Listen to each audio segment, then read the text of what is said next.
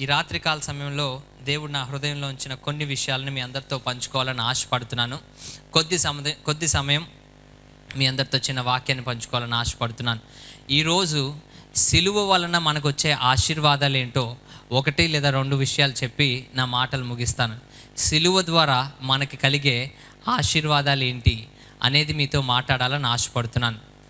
సిలువ నశించిన వారికి వెర్రితనముగా ఉంటుంది, కానీ మనమైతే రక్షింపబడుతున్న మనకు అది సిలువ శక్తి, దేవుని యొక్క శక్తి. శక్తి అంటే మీరు ఎప్పుడన్నా ఆలోచించారండి? దేవుని శక్తి అని అంటే కొన్ని సంవత్సరాలుగా మనం బాధపడుతున్న వ్యాధి ఒక క్షణంలో దేవుడు నయం చేయగలుగుతాడు. చూసారా, అది దేవుని శక్తి. కొన్ని సంవత్సరాల్లో వ్యసనాలతో బాధపడుతూ ఉంటాం కదా, ఆ వ్యసనాల నుంచి మనల్ని ఒక క్షణంలో విడిపించగలుగుతాడు. చూసారా, అది దేవుని శక్తి. కొన్ని సంవత్సరాలుగా మన కుటుంబంలో, మన జీవితంలో సమాధానం లేని స్థితి, ఎవరో సహాయం చేయలేని స్థితి, ఎవరో కూడా మనకి ఆదరణకి రాని స్థితిలో కూడా దేవుడు సడన్గా మన మధ్యలోకి వచ్చి కార్యం చేస్తాడు. చూసారా, ఇది ఎలా జరిగింది ఏంటి అనేది ఒక అద్భుత కార్యం చేస్తాడు. చూసారా, అది శక్తి. దేవునికి స్తోత్రం చెప్దామండి. మనం ఈరోజు సిలువ ధ్యాన కూడికలకు వచ్చామంటే ఆ శక్తిని పొందుకునే వారంగా ఉండాలి, ఆ శక్తిని అనుభవించి వెళ్ళే వారంగా ఉండాలి. ఈరోజు సిలువ అనగానే చాలామంది విచారకరణంగానో లేదంటే ఒక అలంకరణంగా చూస్తున్నారు, కానీ సిలువ అనేది కేవలం ఒక డెకరేషన్ కాదు, లేదంటే ఒక క్రైస్తవ సింబల్కి అది ఒక గుర్తు కాదు, కానీ సిలువ అనేది మనకు శక్తి. దేవునికి స్తోత్రం చెప్దామండి. సిలువలో దేవుడు మన కోసం చేసిన ఆ త్యాగము ద్వారా మనకి విడుదల చేసిన గొప్ప శక్తి. ఆ సిలువే మనకు ఆశీర్వాదం. ఆ యేసు ప్రభువారే మన యొక్క గొప్ప ఆశీర్వాదం. ఈ లోకంలో అన్ని ఆశీర్వాదాల కంటే గొప్ప ఆశీర్వాదం ఏమన్నా ఉందంటే అది నన్ను అడిగితే అది యేసయ్య మాత్రమే అని చెప్తాను. నమ్మిన వారందరూ బిగ్గరగా దేవునికి స్తోత్రం చెప్దామండి. హల్లెలూయా. ఈరోజు మనం సిలువలో ఆశీర్వాదం ఉంది అనే విషయాన్ని మనం గుర్తించాలి. సిలువలో ఆశీర్వాదం ఉన్నది అనే కాక ఆ సిలువే మనకి ఆశీర్వాదం అని గుర్తించే సంఘంగా మనం ఉండాలనేదే నా ఆశ. ఆమెన్. ఈరోజు ఆ సిలువ శక్తి, ఆ సిలువలో గొప్ప శక్తి దాగుంది. ఆ సిలువలో మనకి ఏ విధమైనటువంటి వ్యసనాలు ఉన్నా దానిని జయించే శక్తి దేవుడు మనకి దాంట్లో గుప్తముగా ఉంచాడు. ఈరోజు నువ్వు ఏ పరిస్థితి గుండా వెళ్తున్నావో మన దేవుడు, మన రక్షకుడైన యేసు ప్రభు వారు సిలువలో దాన్ని నెరవేర్చి మనకి జయమును అనుగ్రహించాడు. సిలువలో జయ జీవితాన్ని మనకు అనుగ్రహించాడు. సిలువలో విజయాన్ని మనకు అనుగ్రహించాడు. సిలువలో ఉన్న ఆ శక్తి మనం అందరం పొందుకోగలము అనేది మనం ఇక్కడ గమనించి వెళ్ళే వారిగా ఉండాలి. దేవునికి స్తోత్రం చెప్దామండి. హల్లెలూయా. కేవలం సిలువ అంటే యేసు ప్రభు చనిపోయాడు అని మాత్రమే కొంతమంది తెలుసుకుంటున్నారు, కానీ సిలువ యేసు ప్రభు వారు ఆ సిలువలో చనిపోవడం ద్వారా మనందరికీ దేవుని శక్తిని విడుదల చేశారు. బిగ్గరగా దేవునికి స్తోత్రం చెప్దామండి. హల్లెలూయా. ఈ రాత్రికాల సమయంలో సిలువ విడుదల చేసిన, సిలువ ద్వారా మనకు వచ్చిన ఆ గొప్ప ఆశీర్వాదాల్లో ఒక ఆశీర్వాదాన్ని మీ అందరితో పంచుకోవాలని ఆశపడుతున్నాను. సిలువ ద్వారా మనకు కలిగిన మొట్టమొదటి ఆశీర్వాదం ఏంటి అని అంటే క్రొత్త జన్మ, లేదంటే నూతన జన్మ. యోహాను సువార్త 3వ అధ్యాయం 1-7 వచనాలు చదువుదామండి. యూదుల అధికారి అయిన నికోదేము అని పరిసయ్యుడు ఒకడు ఉండెను. అతడు రాత్రి యందు ఆయన యొద్దకు వచ్చి, బోధకుడా, నీవు దేవుని యొద్ద నుండి వచ్చిన బోధకుడు అని మేము ఎరుగుదము. దేవుడు అతనికి తోడయుండుటనే గాని నీవు చేయుచున్న సూచక క్రియలను ఎవడునూ చేయలేడని ఆయనతో చెప్పెను. అందుకు యేసు అతనితో, ఒకడు క్రొత్తగా జన్మించితే గాని అతడు దేవుని రాజ్యము చూడలేడని నీతో నిశ్చయముగా చెప్పుచున్నాను. అందుకు నికోదేము, ముసలివాడైన మనుషుడు ఎలాగు జన్మింపగలడు? రెండవ మారు తల్లి గర్భమందు ప్రవేశించి జన్మింపగలడా అని ఆయనను అడుగగా యేసు ఇట్లనెను, ఒకటి నీటి మూలముగాను ఆత్మ మూలముగాను జన్మించితే గాని దేవుని రాజ్యములో ప్రవేశింపలేడని నీతో నిశ్చయముగా చెప్పుచున్నాను. శరీర మూలముగా జన్మించినది శరీరమును, ఆత్మ మూలముగా జన్మించినది ఆత్మయై ఉన్నది. మీరు క్రొత్తగా జన్మింపవలనని నేను నీతో చెప్పినందుకు ఆశ్చర్యపడవద్దు. ఈ చిన్న వాక్యం దేవుడు దీవించును గాక. ఈ చదవబడిన వాక్య భాగంలో మనం చూస్తే ఇక్కడ నికోదేము యేసు ప్రభు వారిని వచ్చి ప్రశ్న అడుగుతున్నాడు. ప్రభువా, దేవుని రాజ్యానికి వెళ్ళాలంటే ఏం చేయాలి అని ఇలా ప్రశ్నలు అడుగుతున్నప్పుడు యేసు ప్రభు వారు సమాధానం ఇచ్చింది ఏంటంటే, ఒకడు క్రొత్తగా తిరిగి జన్మిస్తే తప్ప నా రాజ్యానికి రాలేవు, నీవు తిరిగి జన్మిస్తే తప్ప నువ్వు నా రాజ్యాన్ని చూడలేవు అనే మాట చెప్పాం. ఇక్కడ దేవుని రాజ్యం అంటే ఏమని చెప్తారండి అందరూ? దేవుని రాజ్యం పరలోకంలో ఉంది. అవునండి, అందరూ అదే అంటారు. కానీ ఇంకొక విషయం కూడా ఉంది. దేవుని రాజ్యం పరలోకంలో ఉంది, అదేవిధంగా దేవుని రాజ్యం మన మధ్యలో కూడా ఉంది. ఇహలోకములో కూడా దేవుని రాజ్యం ఉంది. లూకాసు వార్త 17:21 చదువుదామండి. దేవుని రాజ్యము మీ మధ్యనే ఉన్నది అనే మాటను మనం చదువుతున్నాం. లూకాసు వార్త 17:21 దేవుని రాజ్యము మీ మధ్యలోనే ఉంది. మనకి చిన్నప్పటి నుంచి చెప్పింది ఏంటండి? దేవుని రాజ్యం అంటే పరలోకంలో ఉంటుంది, ఇక్కడ ఏమీ ఉండదు అని. ఇక్కడ నికోదేముతో చెప్తున్న మాట ఏంటంటే, ఎవడైతే నూతనంగా లేదా క్రొత్తగా జన్మిస్తే వారు మాత్రమే పరలోక రాజ్యంలోనికి రాగలరు, ప్రవేశించగలరు. అంటే ఇప్పుడు మనం వెంటనే రక్షణ పొందిన వెంటనే పరలోక రాజ్యానికి వెళ్ళిపోం కదా. ఇహలోకములో ఆయన ఉంచిన ఈ యొక్క దేవుని రాజ్యంలో ఈ దేవుని రాజ్యాన్ని మనం అనుభవించినట్లయితే అప్పుడు మన పరలోకంలో ఉన్న దేవుని రాజ్యాన్ని కూడా అనుభవించగలం. ఇహలోకంలో ఉన్న దేవుని రాజ్యాన్ని అనుభవించకుండా దేవుడిచ్చిన ఈ ఆశీర్వాదాలు లేదా దేవుడు ఆ సిలువ శక్తి విడుదల చేసిన ద్వారా వచ్చిన ఆశీర్వాదాలు ఇహలోకంలో అనుభవించకుండా పరలోకంలో కూడా మన దేవుని రాజ్యాన్ని అనుభవించలేం. పరలోకంలో దేవుని రాజ్యంలో ప్రవేశించాలి అని అంటే, దేవుని రాజ్యంలో ఉన్న ఆశీర్వాదాలు అనుభవించాలంటే ఇహలోకంలో కూడా మనం అది అనుభవించే వారిగా ఉండాలి.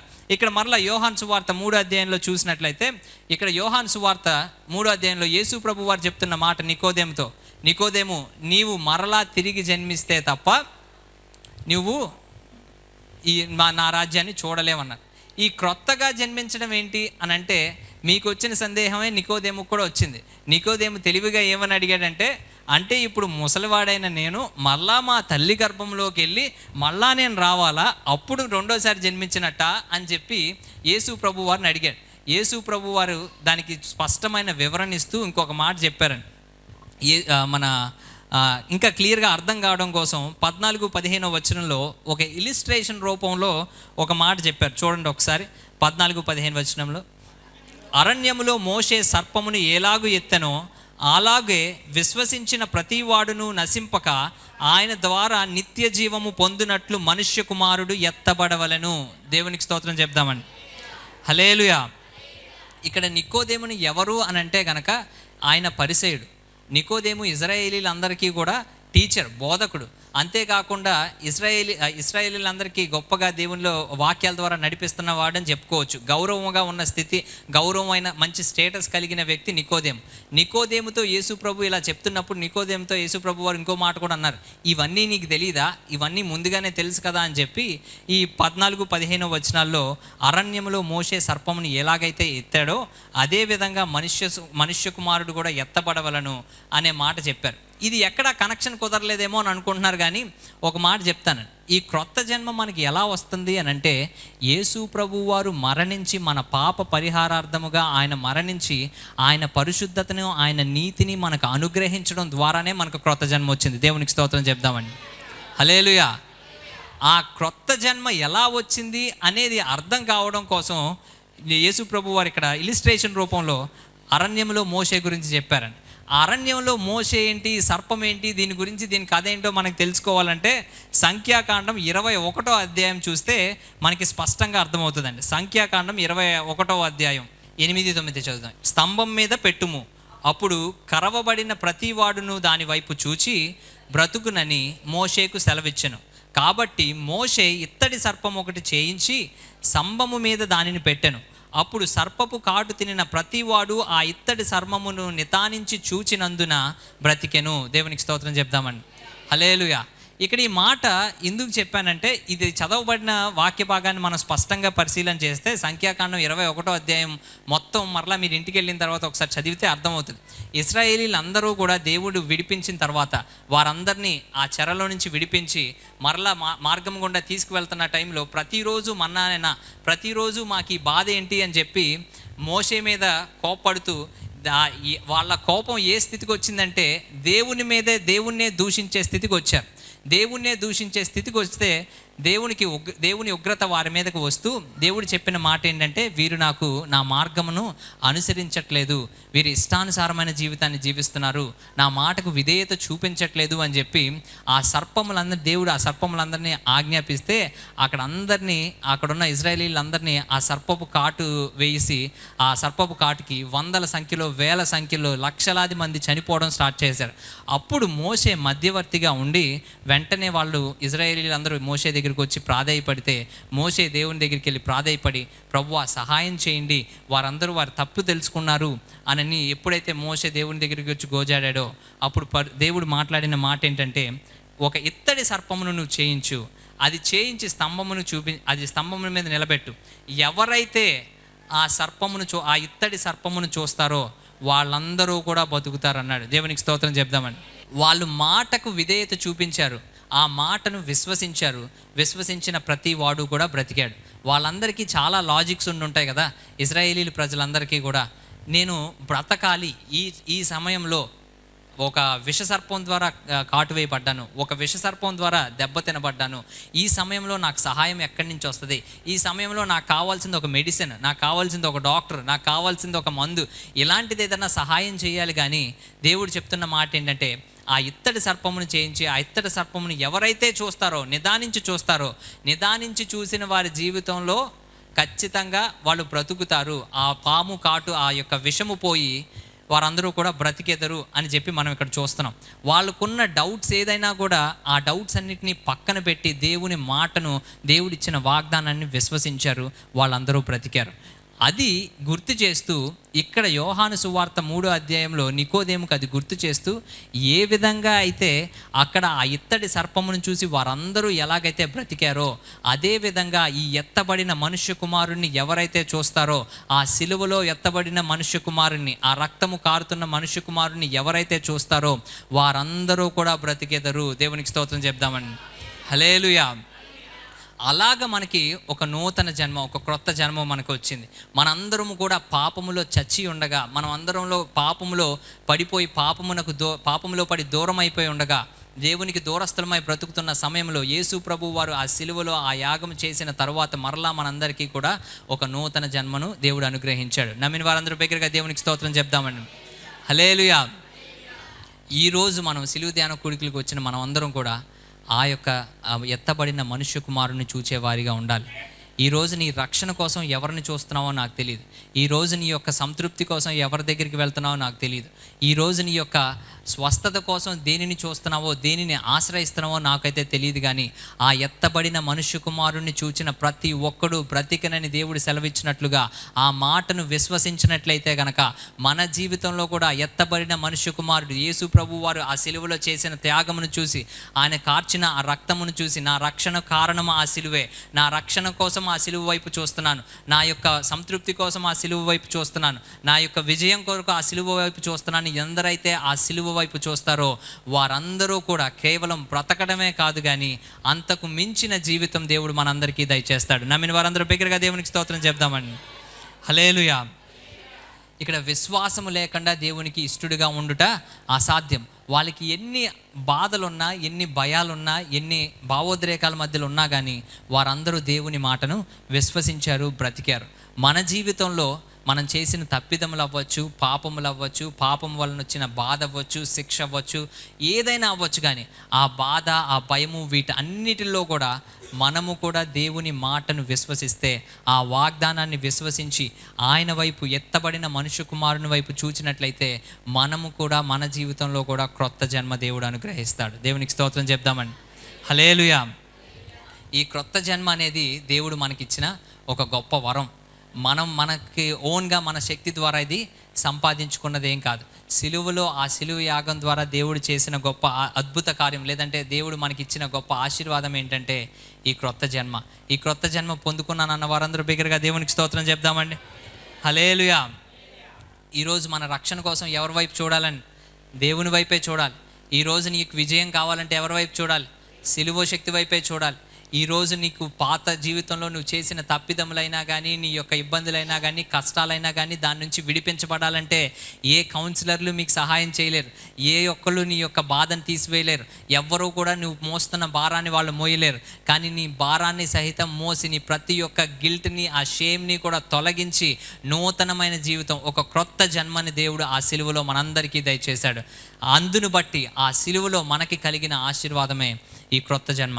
మనం పాపంలో చనిపోయి దేవునికి దూరం అయిపోయినప్పుడు ఆయన సిలువ మరణము పొంది నీకు నాకు క్రొత్త జన్మనిచ్చి మనందరితో దేవుని ఒక సంబంధాన్ని కలిగించాడు. దేవునికి స్తోత్రం చెప్దామని. హల్లెలూయా. ఎఫెసీయులకు రాసిన పత్రిక 2:8-9 మీరు విశ్వాసము ద్వారా కృపచేతనే రక్షించబడి ఉన్నారు. ఇది మీ వలన కలిగినది కాదు, దేవుని వరమే.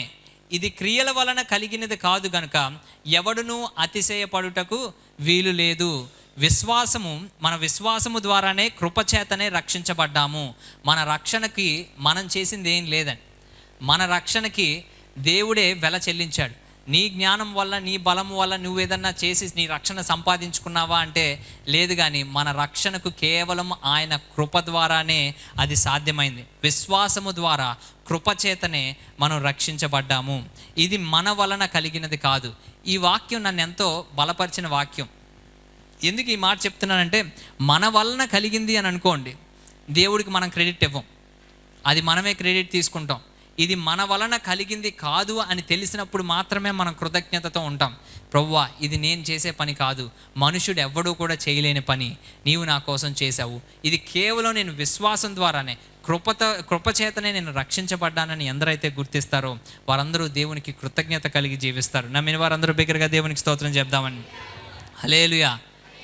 ఈరోజు అందరూ కూడా చాలామంది మన జీవితాల్లో అతిశయోక్తి ఉంటుందండి. ఎంతో కొంతమందికి నేను బాగా ప్రార్థన చేయగలననే అతిశయోక్తి, కొంతమందికి నేను బాగా చదువుకోగలననే అతిశయోక్తి, కొంతమందికి నాకు డబ్బులు ఉన్నాయనే అతిశయోక్తి, కొంతమంది నాకు మంది బలం ఉంది, ధన బలం ఉంది, జ్ఞానం ఉంది, అది ఉంది అని చెప్పి చాలా అతిశయోక్తిగా ఉంటారు. కానీ ఈ వచనం చెప్తున్న మాట, మీరు అతిశయించడానికి ఏదీ కూడా లేదు.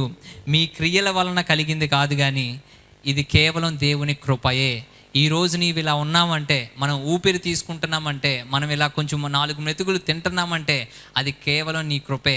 ఉండడానికి ఒక ఇల్లు ఇచ్చాడంటే కేవలం అది దేవుని కృపే. నా యొక్క జ్ఞానం వల్ల నేను ఏది సంపాదించుకోలేదు ప్రభువా, నేను ఈ పరిస్థితిలో ఈ స్థితిలో ఉన్నానంటే అది కేవలం నీ కృపేనయ్యా అని అది సిలువ ద్వారా మనకు సిలువను చూసిన ప్రతిసారి మనకు గుర్తు రావాల్సింది ఏంటంటే, అది మన క్రియ కాదు, అతిశయపడటానికి ఏదీ లేదు. నేను అతిశయించాలి అని అంటే సిలువలో వేలాడుతున్న ఆ యేసుని బట్టే మనం అతిశయించే వారిగా ఉండాలి. ఈరోజు సిలువ ధ్యాన కూడికి వచ్చిన మనం అందరం కూడా నీ అతిశయం ఎవరై ఉన్నారో ఒక్కసారి మనల్ని మనం పరీక్ష చేసుకునే వారిగా ఉండాలి. We have to examine our self. నేను ఇంకా ఎవరిని అతిశయిస్తున్నాను, దేని మీద ఆనుకుంటున్నాను, నేను దేని మీద ఆధారపడుతున్నాను. ఈరోజు నువ్వు ఏ పరిస్థితులు గుండా వెళ్తున్నావో నాకైతే తెలియదు, కానీ నా అతిశయం క్రీస్తే. ఎవరైతే ఆయన మీద సంపూర్ణంగా ఆధారపడతారో వారి జీవితంలో ఖచ్చితంగా నూతనమైన జన్మతో పాటు heal give an abundant life, heal give the newness of life. అత్యధికమైన జీవితాన్ని, అత్యధికమైన ఆనందాన్ని మన జీవితంలో దేవుడు విడుదల చేస్తాడు. దేవునికి స్తోత్రం చెప్దామని. హల్లెలూయా. హెబ్రీయులకు రాసిన పత్రిక యెషయా గ్రంథం 45:22 చూద్దామని. భూదిగంత నివాసులారా నా వైపు చూచి రక్షణ పొందుడి. భూదిగంత వాసులారా అందరూ కూడా ఎవరి వైపు చూడాలంట? ఆయన వైపు చూసి రక్షణ పొందేవారిగా ఉండాలి. ఈరోజు ఇందాక చెప్పినట్లుగా అందరూ ఎక్కడెక్కడ చూస్తున్నాము అంటే మన శక్తిని మించి చుట్టూ ఉన్న వారి వైపు వెతుకుతున్నాం. మన యొక్క అవసరతల కోసం చుట్టూ ఉన్న వాటిని వెతుకుతున్నాం, కానీ దేవుడు మన కళ్ళ ముందు ఉంచిన ఆ సిలువను మర్చిపోతూ ఉన్నాం. మనం అందరం కూడా ఆయనను చూసి రక్షణ పొందే వారంగా ఉండాలి, ఆయన వైపు చూచే వారంగా ఉండాలి. నీ కష్టంలో, నీ యొక్క వ్యాధిలో, నీ యొక్క నష్టంలో, నీ యొక్క ఇబ్బందిలో కేవలం ఆయన వైపు మాత్రమే చూచేవారిగా ఉండాలి. యవనస్తులు చాలామంది చెప్పే మాట ఏంటంటే, దేవుడు నన్ను పట్టించుకుంటాడా, లేదా నేను ఎలా జీవిస్తే ఎందుకు, God doesn't care, God will never care for me, God never cares అనే పదం చాలా ఫేమస్ ఇప్పుడు. God doesn't care, I don't think so God cares for me. ఎంతమందిలో ఉన్నాను, దేవుడు నన్ను ఏం పట్టించుకుంటాడు, దేవుడు నన్ను ఏం పట్టించుకోడు అని మాట వదిలేస్తూ ఉంటారు. కానీ ఒక వ్యక్తిని, లేదంటే ఒక మనిషి మనకులాగే దేవాతి దేవుడి లోకానికి వచ్చి మనిషిగా జీవించి 33 సంవత్సరాలు ఎన్నో హింసలు అనుభవించి సిలువ ఎక్కి ఆ సిలువలో అనేకమైన కొరడా దెబ్బలు తింటూ చిత్రవద అనుభవిస్తూ రక్తం కారుస్తూ నీ కొరకు ఇదంతా చేసింది నీ కోసమే అని చెప్పినప్పుడు మరలా మనం అక్కడ కూర్చొని, దేవుడు నిజంగా నా కోసం does he really care for మీ, ఆయన నా కోసం నిజంగానే ప్రాణం పెట్టాడా, లేదంటే ఆయన నా కోసం నిజంగా నన్ను ప్రేమిస్తాడా అని ఆ సిలువను చూసి, ఆయన వైపు చూసి ఎలా చెప్పగలుగుతాం? ఆయన నిన్ను ప్రేమించడానికి ఆ సిలువే ఒక సింబల్. ఆయన నిన్ను ఎల్లప్పుడూ ప్రేమిస్తున్నాను అనడానికి 33 సంవత్సరాలుగా దేవాతి దేవుడే ఆ పరలోకాన్ని విడిచి భూలోకానికి నీ కోసం నా కోసం వచ్చి ప్రాణత్యాగం చేసి ఆ సిలువలో రక్తాన్ని కార్చి నిన్ను ప్రేమిస్తున్నాను, నిన్ను విడువను ఎడబాయను అనే ఒక సింబాలిక్గా చెప్పిందే ఆ సిలువ. దేవునికి స్తోత్రం చెప్తామండి. హల్లెలూయా.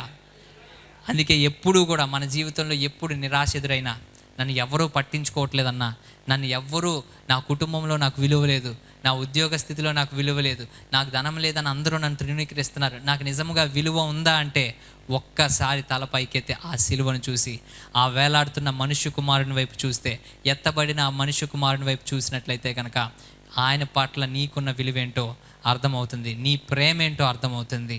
మన హృదయపూర్వకంగా ఈ సిలువ ధ్యాన కూడికలకు వచ్చిన మనం హృదయపూర్వకంగా కృతజ్ఞతాస్తుతులు చెల్లించే వారంగా ఉండాలి. బిగ్గరగా దేవునికి స్తోత్రం చెప్దామండి. హల్లెలూయా.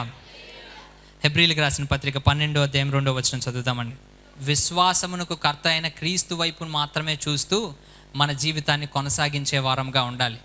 ఆయన వైపు కాకుండా, ఆ సిలువ వైపు కాకుండా ఇంకా అటు ఇటు చూస్తే కనుక మనం పరుగు బంధంలో ముందుకు వెళ్ళలేం. కానీ మన గమ్యం ఏమై ఉండాలంటే క్రీస్తే మన గమ్యం అయి ఉండాలి. మన అతిశయం ఏమై ఉండాలంటే క్రీస్తే మన అతిశయం అయి ఉండాలి.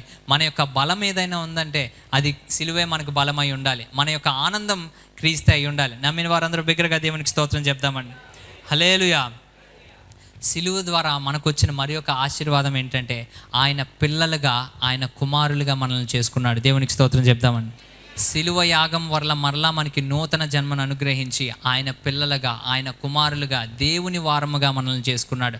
అంతకంటే గొప్ప ఆశీర్వాదం నా జీవితంలో ఇంకేదీ లేదు. నమ్మిన వారందరూ బిగ్గరగా దేవునికి స్తోత్రం చెప్దామండి.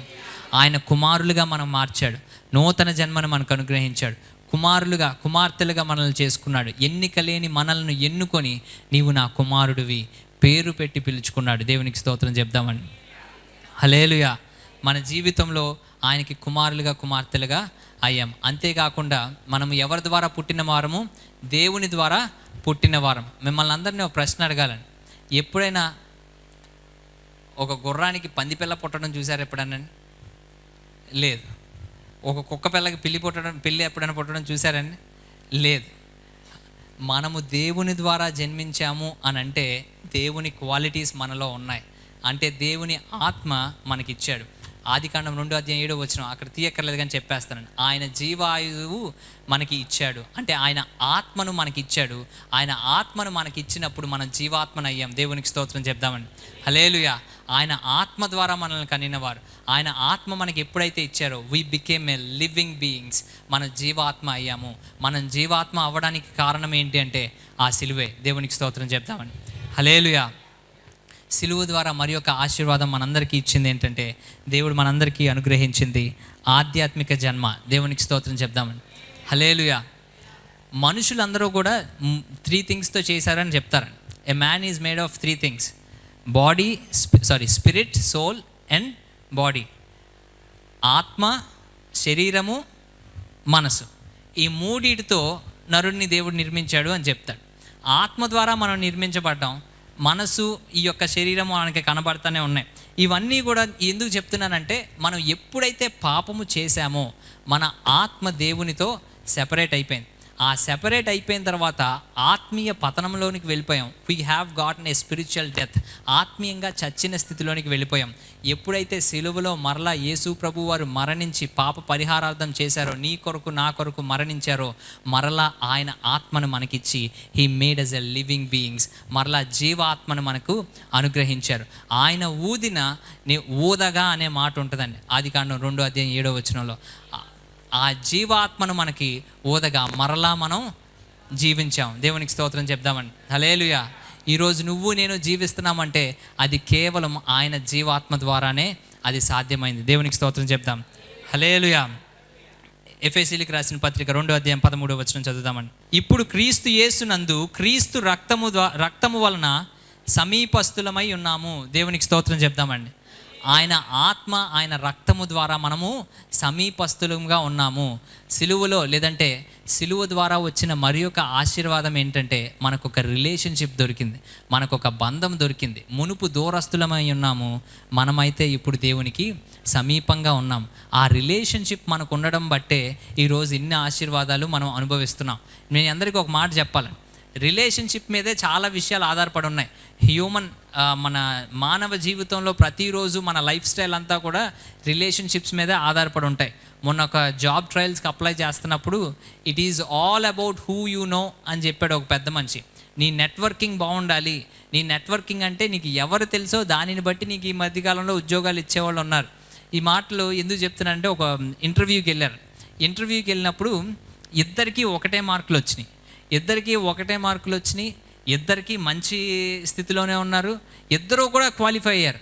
అయినప్పటికీ కూడా బాస్ ఇంటర్వ్యూ చేస్తున్నప్పుడు ఒక వ్యక్తి అతనికి దగ్గరగా సంబంధించినవాడు, ఇంకొక వ్యక్తి అప్పుడే చూసినవాడు. ఎవరికి ఇస్తారండి ఉద్యోగం?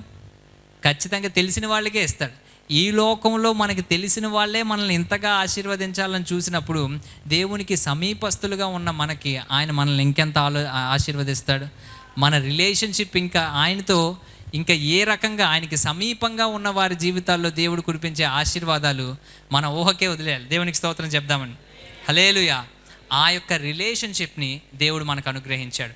ఎంతమంది అయితే ఆ రిలేషన్షిప్లో ఉంటారో వారందరి జీవితంలో దేవుడు గొప్ప కార్యం జరిగిస్తాడు. ఆమెన్. మరి ఒక మాట చూద్దామండి. ప్రకటన గ్రంథం 3:20 చూద్దాం.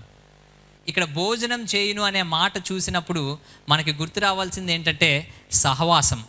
ఎంతమంది అయితే ఆత్మీయ స్థితిలో ఎదుగుతారో వారందరితో దేవుడు సహవాసం చేస్తానన్నాడు. దేవునికి స్తోత్రం చెప్దామండి. ఈ భోజనము అనే మాట మనకి బలంనిచ్చేది. ఇప్పుడు భోజనం చేయడం దేనికి చేస్తాం? మనం బలం రావడం కోసం చేస్తాం. అదేవిధంగా ఎవరైతే తలుపు తడతారో వాళ్ళు దేవుడు లోపలికి రావడమే కాకుండా వాళ్ళతో కలిసి సహవాసం భోజనం చేస్తానంటున్నాడు. ఈరోజు నీ ఆత్మ బలపడాలి అంటే, నీ ఆత్మ సంతృప్తి చెందాలి అని అంటే ఆయనతో సహవసించే వారిగా ఉండాలి. ఈరోజు అందరిలో ఉండే ప్రాబ్లం ఏంటంటే సంతృప్తి లేకపోవడం, తృప్తి లేకపోవడం. ఆ తృప్తి లేకపోవడానికి గల కారణం ఏంటంటే సహవాసం కొదువై ఉంటుందేమో. ఆ సహవాసం దేవునితో నువ్వు ఎంత దగ్గరగా ఉండి అంత దగ్గర సహవాసం కలిగి ఉంటే నీ ఆత్మ అంత సంతృప్తి చెందుతుంది. ఈ లోకంలో ఏది నిన్ను సంతృప్తి చెందించలేదు, కానీ దేవుని ఆత్మ మాత్రమే. ఆయన ఆత్మ ద్వారా పోషింపబడుతున్న వారు, ఆయన ఆత్మతో పోషింపబడుతూ ఆయనతో సహవసిస్తున్న వారి జీవితంలో వారి అత్యంత సంతోషంగా లేదా సంతృప్తి చెందిన వారి జీవితంగా ఉంటుంది. నమ్మిన వారందరూ బిగ్గరగా దేవునికి స్తోత్రం చెప్దామండి. హల్లెలూయా. మనందరికీ ఇక్కడ తెలుసు, మాకు ఒక మిషనరీ వస్తూ ఉంటారు, డేనా. ఆయన వచ్చిన ప్రతిసారి ఒక మాట చెప్తూ ఉంటాడు. నాకు బోల్డ్ డబ్బులు ఉండేవి ఇదివరకు, ఆ డబ్బులు నా హృదయంలో సంతృప్తి కావడం కోసం, నా హృదయంలో సాటిస్ఫాక్షన్ కావడం కోసం నాకున్న డబ్బులన్నీ ఖర్చు పెట్టి ఒక కారు కొనేవాడిని.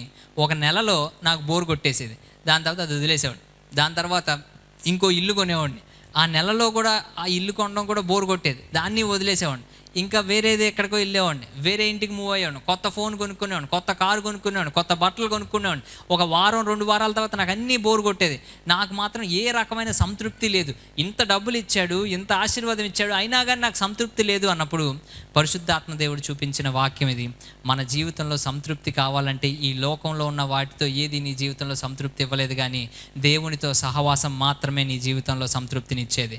ఈ రాత్రికాల సమయంలో ఆ సిలువ విడుదల చేసిన ఆశీర్వాదాల్లో మరి ఒకటి ఏంటంటే ఆయన సహవాసం చేస్తానని మనందరికీ చెప్తున్నాడు. ఆ సహవాసాన్ని కోల్పోయే వారముగా కాకుండా సిలువ వైపు చూసి ఎందరైతే ఆయన్ని విశ్వసించి నమ్మి ఆయన దగ్గరికి వస్తారో వారందరికీ కూడా క్రొత్త జన్మని దేవుడు అనుగ్రహిస్తాడు. వారందరికీ కూడా ఆధ్యాత్మిక జీవితాన్ని దేవుడు అనుగ్రహిస్తాడు. వారందరికీ కూడా సంతృప్తిని అనుగ్రహించి సహవాసాన్ని అనుగ్రహిస్తాడు. ఆ సహవాసం కోరుకుంటున్న ప్రతి ఒక్కరి జీవితంలో దేవుడు గొప్ప కార్యం జరిగించును గాక. ఆమెన్. అందరు తల్ల వంచినట్లయితే ప్రార్థన చేసుకుందామండి. ఈ రాత్రికాల సమయంలో దేవుని ఆత్మ మనందరిపైన కుమ్మరించబడినట్లుగా, ఆయన కనికర వర్షం మనందరిపైన కుమ్మరించబడినట్లుగా ఒక్కసారి ఎలుగెత్తి ప్రార్థిద్దామా? ఈ రాత్రికాల సమయంలో దేవుడు అద్భుత కార్యాలు మన మధ్యన చేయబోతున్నాడు, ఆశ్చర్య కార్యాలు మన మధ్యన చేయబోతున్నాడు. ఎంతమంది అయితే కేవలం స్వస్థతే కాదు కానీ నూతన జన్మ, ఇప్పుడు వరకు పాప భారాన్ని నీ ఒక్కడవే మోస్తున్నావేమో, మన ప్రభువును రక్షకుడైన యేసు ప్రభు వారు మన మధ్యన ఉండి నీ పాప భారాన్ని తీసివేయడానికి సిద్ధంగా ఉన్నారు. నమ్మి విశ్వసించి ఆయన వైపు తిరిగిన ప్రతి ఒక్కరి పట్ల ఆయన కనికరం చూపించే దేవుడు. హల్లెలూయా, హల్లెలూయా, హల్లెలూయా. స్తోత్రం ప్రభువా. యేసయ్యా నీకే వందనాలు ప్రభువా, మీకే కృతజ్ఞతాస్తుతులు చెల్లిస్తున్నాం ప్రభువా. నన్ను జ్ఞాపకం చేసుకోండి తండ్రి, బలపరచండి తండ్రి. నాతో సహవాసం చేసడానికి సిద్ధపడిన దేవుడో ప్రభువా, నా పాపమును క్షమించడమే కాదు ప్రభువా, నాతో సహవసించడానికి సిద్ధముగా ఉండి ప్రభువా, మీ యొక్క బల్లలో నాకు చోటిచ్చినందుకే వందనాలు ప్రభువా. నీ బలలో పాల్గొనే గొప్ప కృపని నాకు అనుగ్రహించినందుకే వందనాలు ప్రభువా. నా పాపములను క్షమించావు ప్రభువా. నీతో సహవాసం చేసే గొప్ప ఒక్క ఆపర్చునిటీ నాకు ఇచ్చినందుకే నీకే వందనాలు ప్రభువా. సహాయం చేసినందుకే వందనాలు ప్రభువా. మీ ప్రేమకై వందనాలు ప్రభువా. మీ జాలికై వందనాలు తండ్రి. మీకే కృతజ్ఞతాస్తుతులు చెల్లిస్తున్నాం ప్రభువా. కేవలం ఒక మనిషి త్యాగం వలన ప్రభువా మేమందరం రక్షించబడ్డాం ప్రభువా. సిలువలో నీవు చేసిన త్యాగం వల్ల మేమందరం రక్షించబడ్డాం ప్రభువా. సిలువలో నువ్వు కార్చిన రక్తం ద్వారా మేమందరం పరిశుద్ధంగా తీర్చబడ్డాం ప్రభువా. సిలువలో మీరు కార్చిన రక్తము ద్వారా ప్రభువా మేమందరికీ క్రొత్త జన్మను అనుగ్రహించిన దేవా నీకే వందనాలు. అందరూ ఎలుగెత్తి ప్రార్థిద్దాం. హల్లెలూయా, హల్లెలూయా, హల్లెలూయా. స్తోత్రం ప్రభువా. పరిశుద్ధుడా, ప్రేమ నమ్మకం కలిగిన తండ్రి, ఈ రాత్రి కాల సమయంలో ప్రభువా సిలువ ధ్యాన కూడికలకు వచ్చిన మమ్మల్ని అందరినీ జ్ఞాపకం చేసుకోమని వేడుకుంటున్నాను తండ్రి. ఈ రాత్రి కాల సమయంలో ప్రభువా సిలువ దగ్గరికి వచ్చిన ప్రతి ఒక్కరికి నూతనమైన జన్మను అనుగ్రహించే దేవుడవు ప్రభువా, క్రొత్త జన్మను అనుగ్రహించే గొప్ప దేవుడవు తండ్రి. విశ్వసించి మీ పాదాల దగ్గరికి వచ్చిన ప్రతి బిడ్డని జ్ఞాపకం చేసుకోండి ప్రభువా.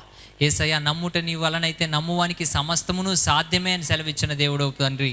ఈ రాత్రి కాల సమయంలో సిలువలో శక్తి ఉందని నమ్మి మీ పాదాల దగ్గరికి వచ్చాం ప్రభువా. ఆ సిలువ శక్తి ప్రతి ఒక్కరూ అనుభవించినట్లుగా మీరే సహాయం చేయండి. ఆ సిలువ శక్తిని మా కుటుంబాల్లో, మా పిల్లల జీవితాల్లో మేము చూచినట్లుగా మీరే సహాయం చేయండి తండ్రి.